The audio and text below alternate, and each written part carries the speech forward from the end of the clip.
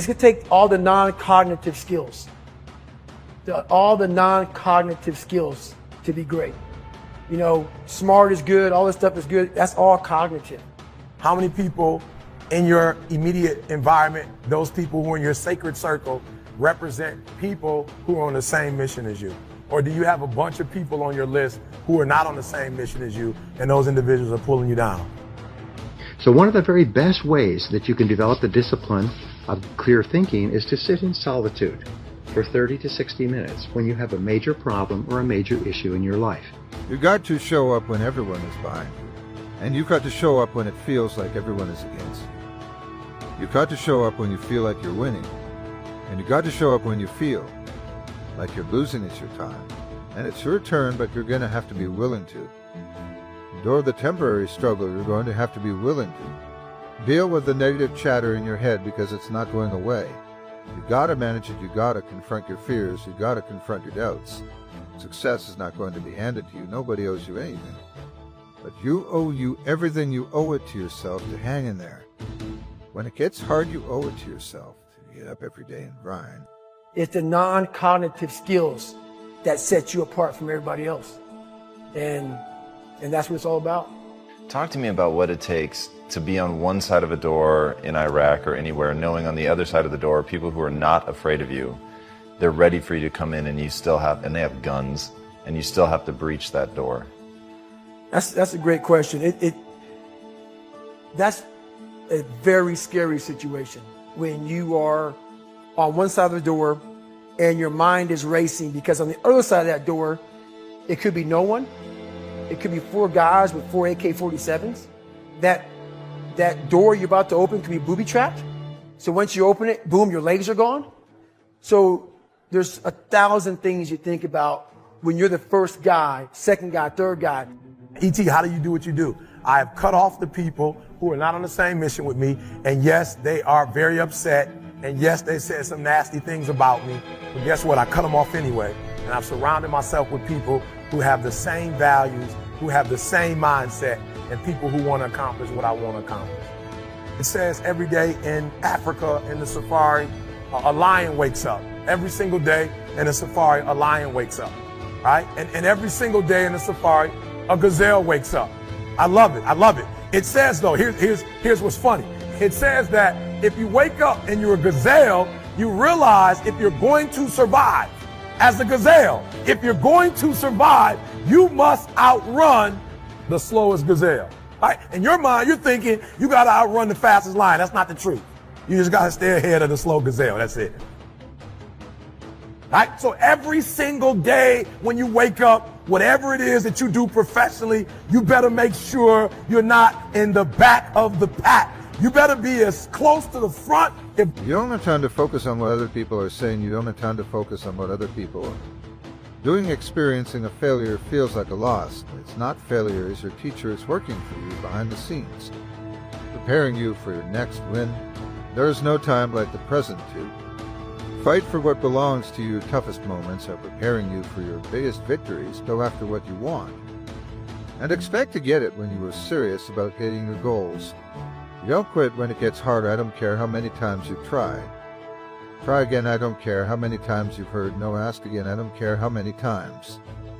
You fall, get up. You don't stop. Getting ready to go in a room and flood it.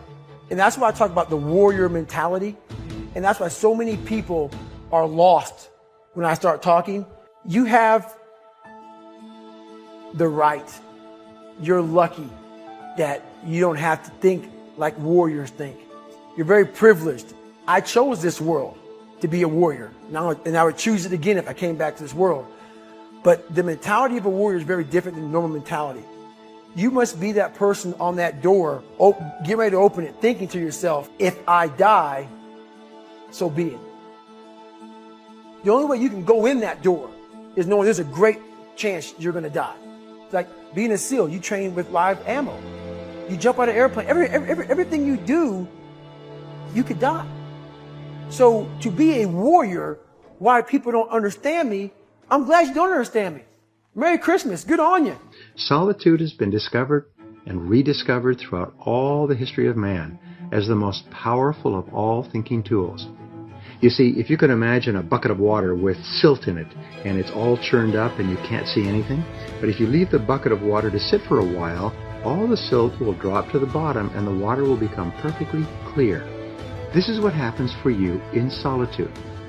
If you sit calmly by yourself with no noise, no distractions, nothing to read, just sit quietly, which takes tremendous discipline the first few times you do it, at about 25 or 26 minutes your mind goes clear. And any problem that you've been working on, the solution just pops into your mind.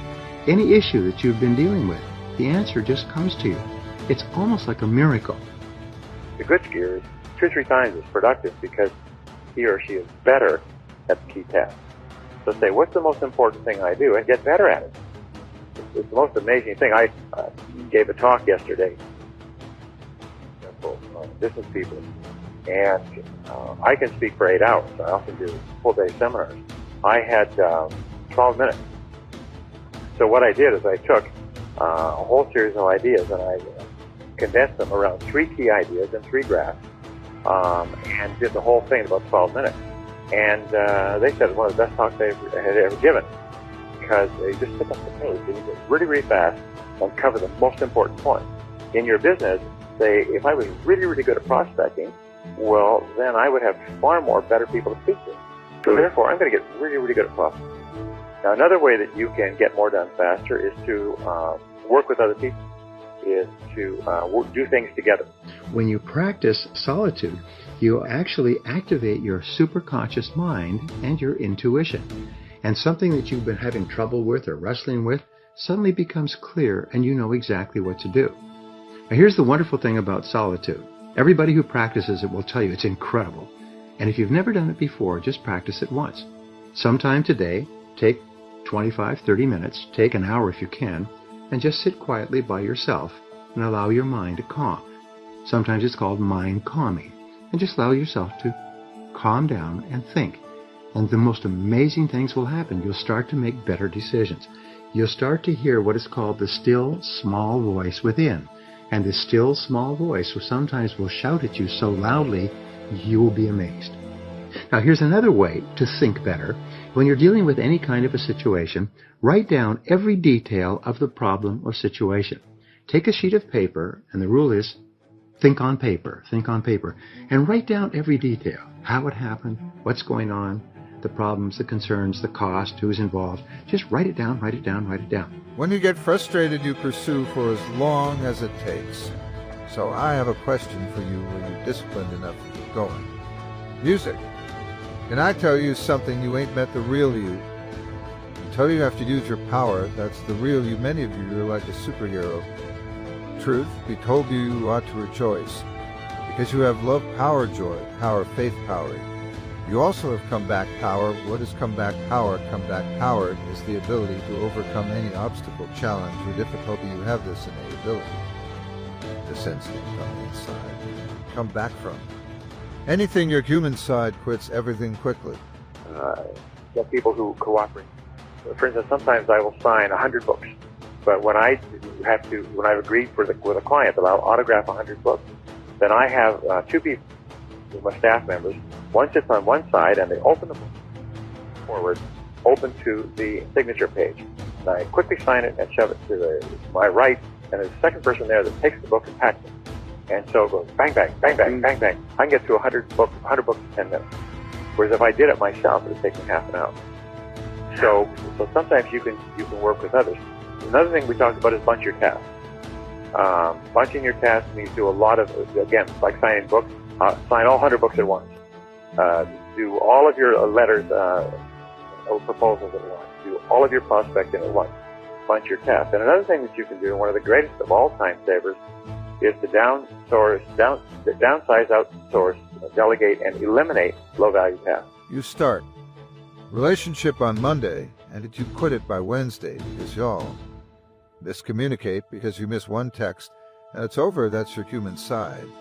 But then you got this other side that can come back from anything. There's a part of you that don't throw in towers.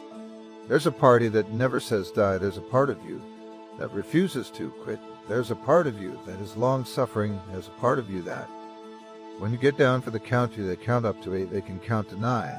But 10 you are back on your feet. There's a part of you that no matter what comes your way, you just got to bounce back up. You can't stay down.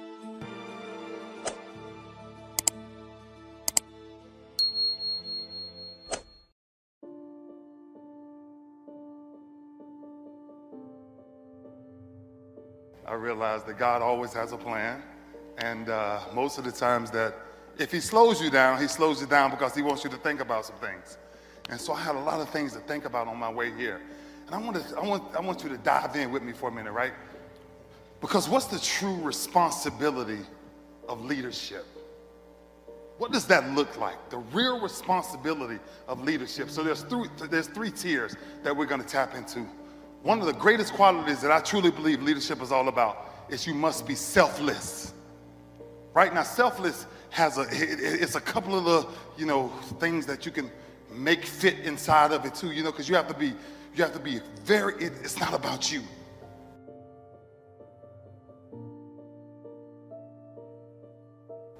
It's not about you. It's not about you. It's not about me. It's about we. How do we make this happen? Right? And something happened to me early in life that made me transition into thinking as an altruistic person.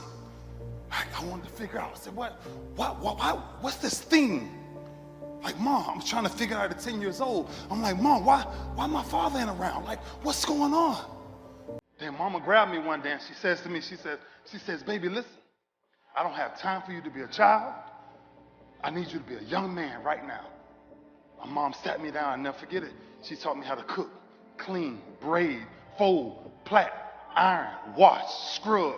And I'm like, Mom, why are you teaching me all this? She said, because I need you to help me take care of your brothers and sisters. So when I started to understand that, I said, well, Mom, can I go outside and play? And then she looked at me and she said, look, don't ever leave my house. I'm like, okay, wow. What kid comes home and can't leave the house?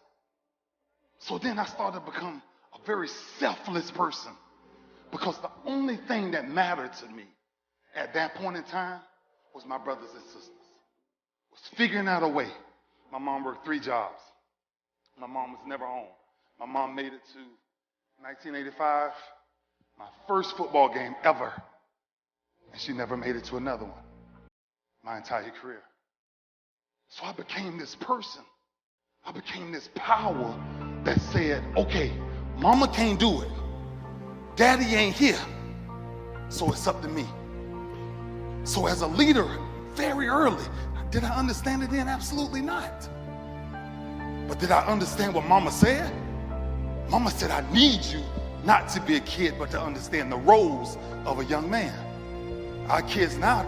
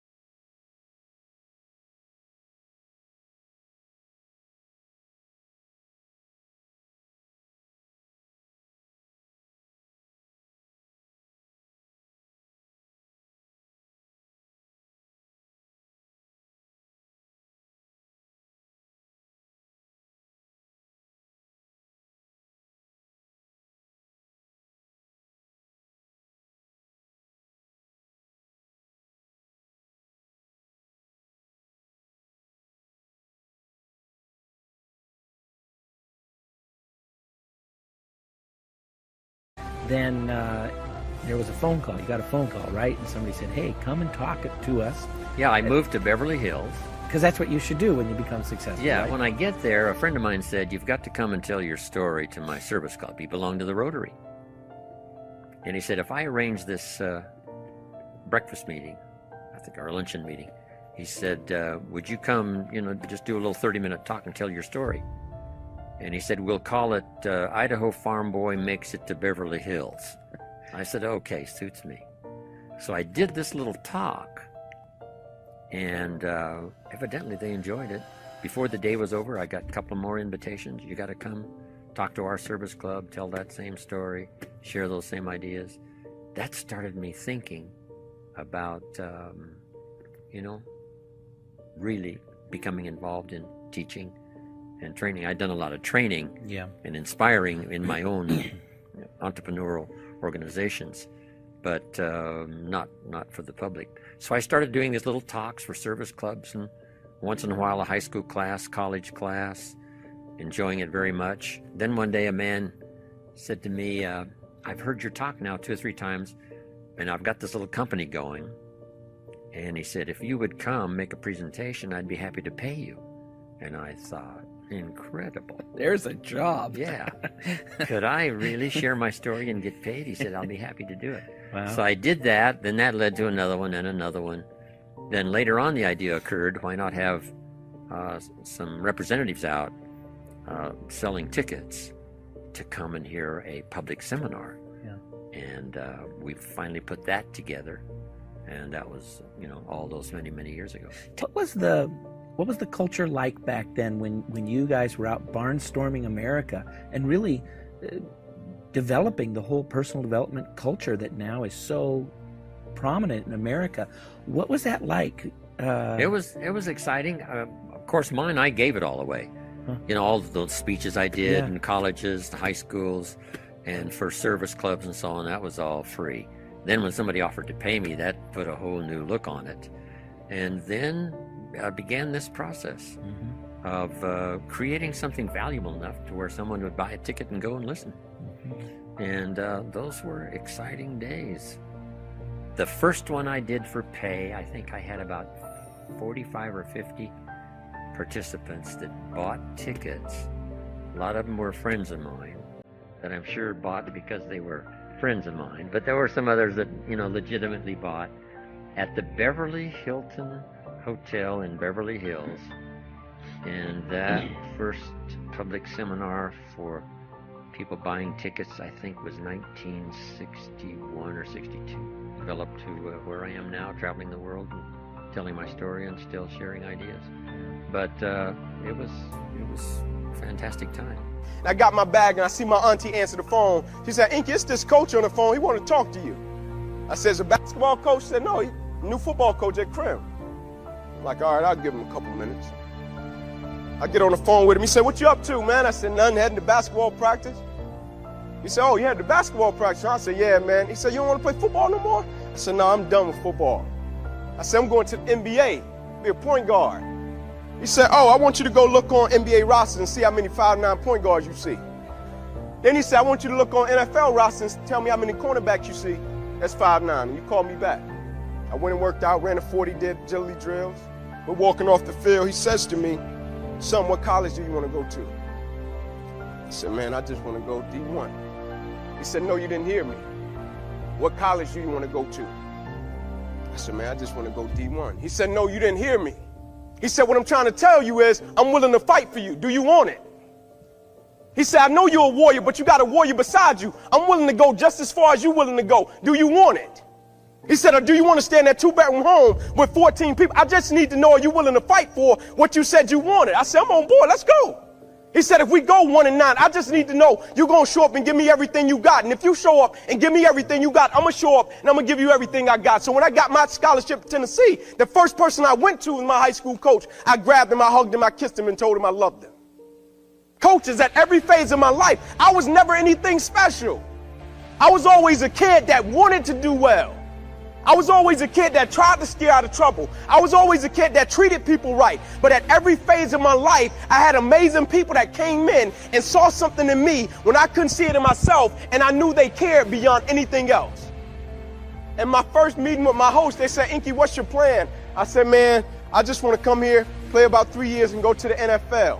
They said, all right, that sounds cool. They said, have you ever been to a sorority party? I said, no, I've never been. They said, man, we take you to a sorority party tonight. Like, we're going to be cool, jamming. I said, cool. I said, can you take me to the Marriott? He said, yeah, I'll take you to the Marriott. Go up to the Marriott, I'm getting out of the car. I said, man, I'll catch you tomorrow. He said, man, are you sick? Like I told you, you got to go to this party. I said, no, brother, I'm not sick. I said, this is my first time being in the room with my own bed, and this is king size at that. I said, bump that sorority party. It's easy to get discouraged and accept that it's never going to work out. But God said in Zephaniah 3, I will turn things around for my people. He's a turnaround God. He turns barren wombs into babies. He turns red seas into dry pathways. He turns 5 loaves and 2 fish into dinner for thousands. He turns skin filled with leprosy into skin as clear as a little baby. When thoughts tell you your situation is permanent, you'll never get out of this problem, never get well, never see your family restored, no, get ready, a turnaround is coming. God is about to turn sickness into health, turn addictions into freedom, turn lack into abundance, turn struggle into ease. You're coming in to a turnaround season. You're going to see the hand of God do things that are unusual, uncommon, out of the ordinary. This is what Zechariah said. God has turned my mountains into molehills. Mountains represent obstacles, things that look permanent, like it's immovable. Depression can be a mountain. Feels like you'll always struggle with it. A mountain can be people at work that are not for you. They have more seniority. What can you do about it? Or how about a mountain of debt, lack, can't get ahead? It's been in your family for years. But this is a new day. That mountain is about to be turned to a molehill. God is about to flatten some things out.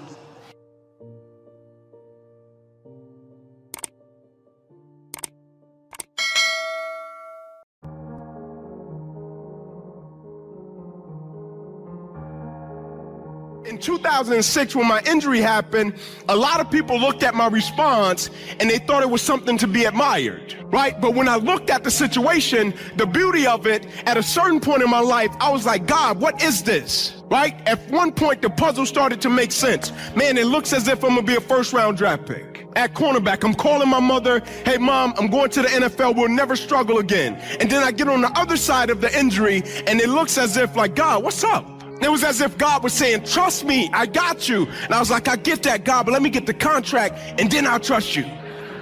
And God was like, no, I got something sweeter for you. It might be a little hard, it might take a little bit longer, but I just need you to trust me. And I'm like, I get that part, but my mother's working at Wendy's. I really want to help my mother. I got a little sister, she's here today. She goes to Tennessee State. Like, I really want to help my mother and my little sister. God was like, no, I got you. And so now when I look at it, I'm like, man, I'm so foolish. Like, God had it planned all along. As soon as I hit campus, God was like, let me get him in discipleship. Let me start preparing him for the battle before the battle even happens. Let me put victory in his spirit and in his mindset so when the injury happened, his perspective is already shifting. Let me get him prepared for it so when it happens, he can step back and see the bigger picture. And so the beauty of it was when Coach Foreman came to see me in the hospital, and I love it. Coach Foreman came to see me and he shook my hand. He said to me, Ink, how you doing? I said, Coach, I'm blessed. He said, you sure, buddy? I was like, yeah, I'm good. I was like, I gave everything. I'm good. He was like, you sure? I was like, yeah, Coach, I'm good. And he walked out and I could tell he was trying to figure it out. Like, man, why did he say that? And the beauty of it was when it happened, automatically something popped in my head that said, Inky, remember James chapter 1 when it says, consider it pure joy, my brothers and sisters, when you face trials of any kind, because the testing of your faith produces perseverance, and perseverance must finish this race so that you may be complete and lacking nothing. So in other words, you got to go through something in order to turn into the individual that God wants you to become. And I used to share with people all the time. I said, man, it's cute to quote scripture, but it's another thing when life puts you in a situation and you got to live it. And I noticed immediately God at work. Immediately. Because I was in a room with my mother and my father, and my whole life my mother had despised my father. Because my father left her when she was 16 and she had me. And so I was this all-star athlete, and my mother and my father couldn't even be in the same room. And for the first time in their life, they had to be in the same room without the foolishness, without worrying about what the next person is going to think. They're in a room because they're not realizing, or they don't know what's about to transpire, and they don't know if their son is going to live or die. They don't know if he's going to get his arm amputated. They don't know anything. And my mother is sitting there and she's crying. And my father is lying on the floor, and his back is on the floor and his head is to the ceiling. And out of my father's mouth were the words, "Ruby, I'm sorry." He said, "You did a great job raising that boy." And I was like, God, I don't know what this is, but I know that's you. Because you got to feel me, every time they were around each other, it was like a Rottweiler and a Chihuahua, and my mother was the Rottweiler, right? And so when it happened, immediately, I knew it was God. Immediately. I didn't know what was about to happen, but I knew God was in the midst of the situation immediately, and the only thing I was trying to do was stay out of God's way and navigate the situation. I knew immediately when my teammates came to see me, it was an opportunity to witness, and they were going to look at me and see how is it going to respond in this situation. I knew immediately if I responded in the right way, Romans 8:28 could be in full effect. And we know that all things work to the good of those who love the Lord, who are called according to his will and his purpose. I knew immediately. And my father said to me, because the $1 million question I always get everywhere that I go, people say to me, Inky, come on, man, tell me, you'll change what happened to you, right? Because I always say, man, I wouldn't change what happened to me for the world. I always say, this is the third best thing that's ever happened to me outside of marrying my wife and having my 2 children. And people would pull me off to the side in the back and say, Ink, keep it real with me. You would change it, right? Like, you got paralyzed right on the hand, man. People pull me off, Ink, be real, man. If you could be in the NFL right now, making millions of dollars, you'll change that, right? And I'm like, no, I wouldn't change what happened to me for nothing. Let me tell you why. When my injury happened, my father said to me in the hospital, Inky, I'm gonna come and stay with you for the next 30 days. He said, I'm gonna just help you. Whatever you need help with, man. Washing clothes, whatever you need, I'm gonna help. Now, my father had never spoken like this, had never did anything like this. And I'll never forget, my father said something to the extent one day of, and how could this God let this happen to you? Like, my father wasn't a believer like that his whole life. It's like, Ink, I see you go to church and you give glory to God. Like, how could this God let this happen to you, man? Like, I see you go to FCA, Fellowship of Christian Athletes. Like, how could this God, like, let this happen to you, man? I call you on Saturday night, see if you're out at a bar, and you tell me you're in with your roommates and y'all doing some stuff for discipleship. Like, how could this God let this happen to you, man? Like, how could this God let this happen? And I'm like, man, God about to spank him. But I knew the 30 days that my father wanted to come stay with me, as bad as it may sound, it wasn't so much about my father coming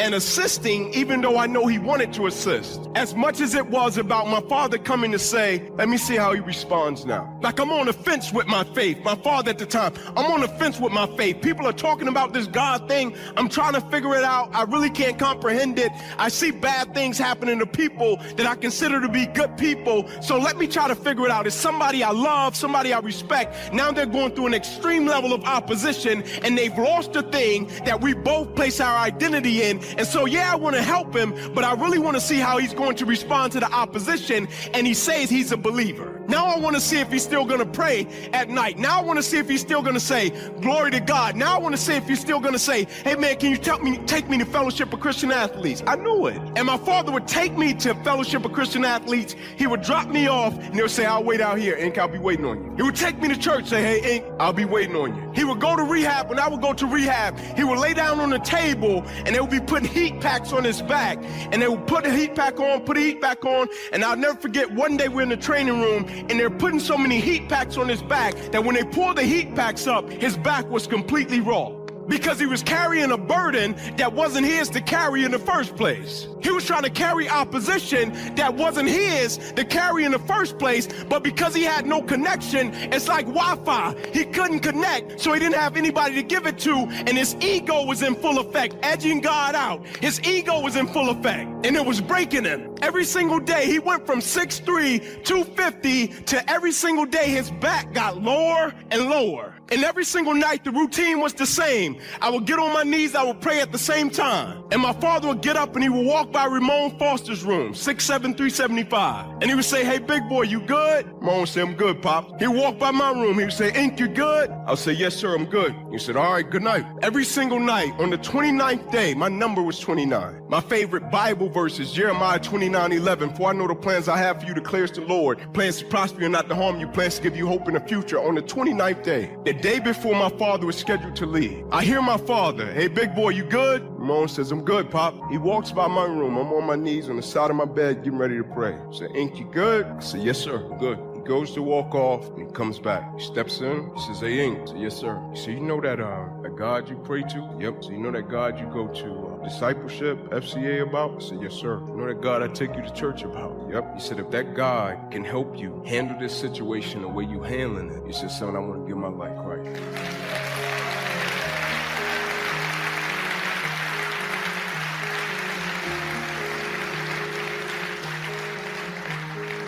And not only did my father get saved, it corrected his household. He had a wife and he had 2 daughters. And so when a person says to me, NFL or my father's salvation, 10 out of 10 times I'm gonna choose my father's salvation. When somebody say to me, NFL or my teammates' salvation, 10 out of 10 times I'm gonna choose my teammates' salvation. Like, I wasn't a great teammate. Hear me, young people that play sports. I wasn't a great teammate because of my athletic ability. I was a great teammate because I pushed my teammates in every aspect of their life. I didn't want us to just be great football players because I understood who we were as people was far more valuable than who we were as football players. I understood at one point it was going to have to end whether we wanted it to or not, and we had to have an identity of something that was a lot greater than sports, right? Like, I went through it for real. Like, this is not lip service. Like, I was in the hospital with 6 cuts down my left thigh, 1 cut across the left side of my neck, 1 across the right, twice through my right ribs, cut out my right pec, bottom of my armpit to the bottom of my hand, 350 staples in my body. Saturday night, I was running a 4.3840. Sunday morning, I was grabbing my father's shoulder and I was trying to learn how to walk again, walking laps around UT Medical's hospital. I was bench pressing 350 pounds. To Sunday morning, waking up and I couldn't feel my arm, and I would go to sleep early every single day because I thought it was a bad dream. Until they told me, son, you got to break your plexus avulsion and you ruptured your subclavian artery in your chest, and we got to take the main vein out of your left leg, plug it into your chest in order to save your life, or you won't be here in the morning. And they came to me and said, Inky, if we could just get you to assisted daily living. I said, what is that? They said, if we could just get you to the point to where you can get a grocery bag when you're with your wife and you can tuck the grocery bag under your arm, that'll be a win for us. They said, if we could just get you to a point that you can grab a pen or a pencil and you can just put your hand on it and write like a kid, that'll be a plus for us. They said, so here's the catch. We can put you in a 2-year process from Knoxville to the Mayo Clinic, and we'll order you every piece of equipment on the face of this planet for your arm. Said they're the best doctors in the world, right? I said, what's the catch? They said, the catch is this, Inky. We can't guarantee you after the 2 years that your arm will work. We can't guarantee you after the 2 years that your fingers will flex. We can't guarantee you after the 2 years that you will have feeling in your back, in your arm, in your shoulder. We can't guarantee any of that. It's a brachial plexus. Nobody knows what's about to happen. They said, go to 10 people that you value and you respect and ask them their advice. I went to 10 people.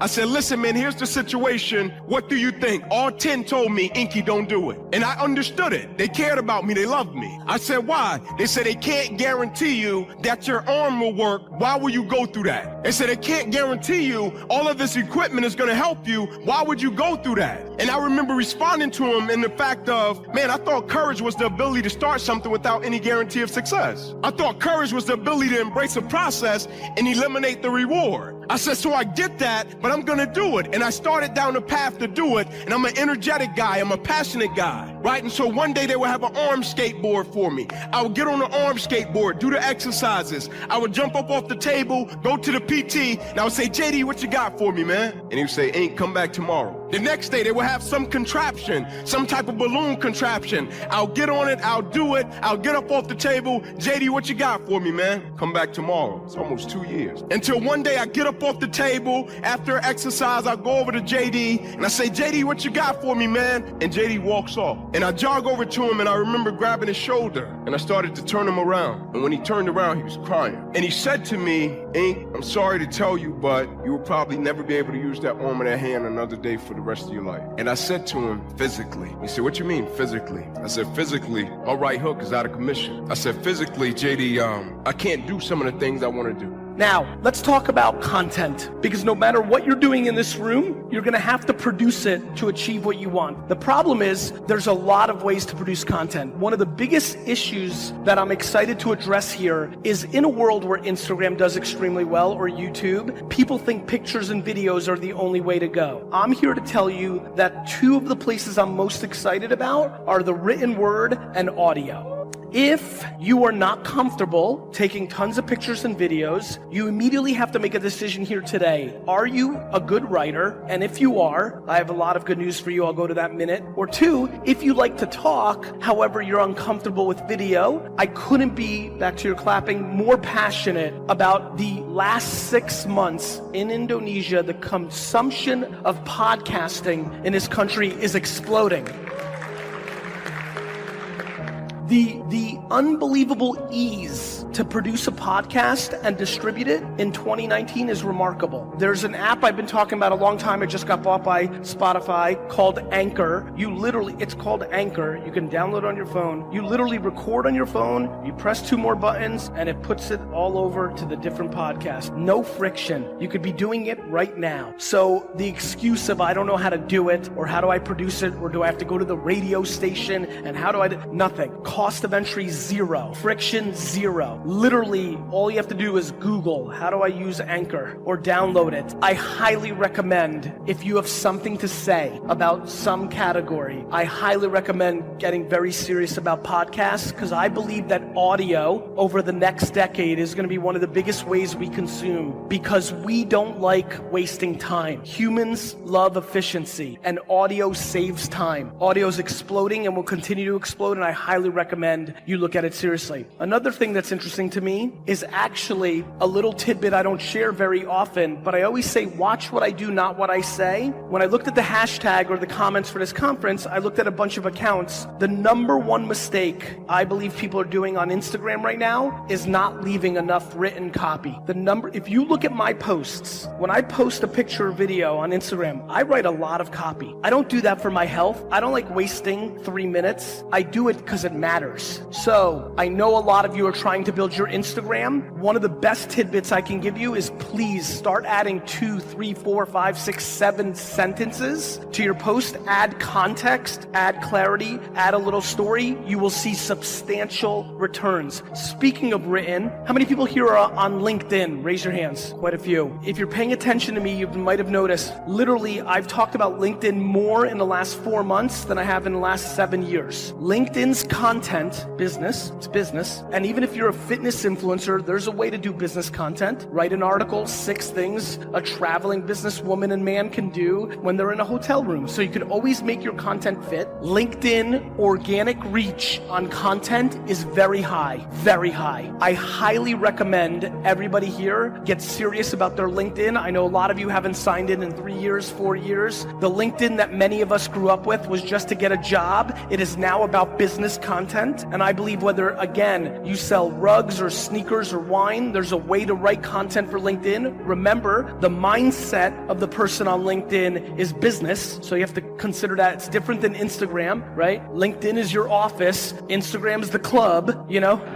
So you have to act differently. You have to act differently, but I'm telling you right now, LinkedIn and Spotify podcasts for a lot of this room that hasn't been making is a very big opportunity. Posting 3-4 times a day on Instagram is a very big opportunity. All this content that I want you to write is a very big opportunity. Content is how you will make your happiness happen. Putting out content is how you will make your happiness, whether that's build a big business, whether that's get a dream job, a collaboration. Content talking. Content is how you'll make your happiness happen. The problem is, I need you to look inside yourself and tell me why you're not doing it. To me, what I've learned in the last 5 or 7 years, I can sit here for half an hour and give you every detail. I can tell you right now that if you go into your explore page on Instagram and click on every one of those videos and then go leave a comment on that post, a thoughtful comment, watch the video or picture, not just hey or an emoji, look at it and spend 2 minutes and leave a comment, that if you do that 30, 40, 60, 100 times a day, if you're hungry, if you're ambitious, if you want something, if you do that, I know that will work. It will work. You will grow. You will get more attention. You will get more attention to your business, to yourself. My question is, why won't you do it? My question is, why won't you do it? Will you not leave a comment because you're nervous to leave a comment on somebody who's famous's page? Will you not leave a comment because you think somebody's going to judge your comment? Will you not leave a comment because you don't want to spend an hour leaving comments? Why? For me, everything is about reverse engineering. What do you want to happen? Like what? What do you want to happen? And then understanding in 2019 that written words, audio, and video on 7 platforms can get you there is remarkable. It's just remarkable. It's so crazy to me.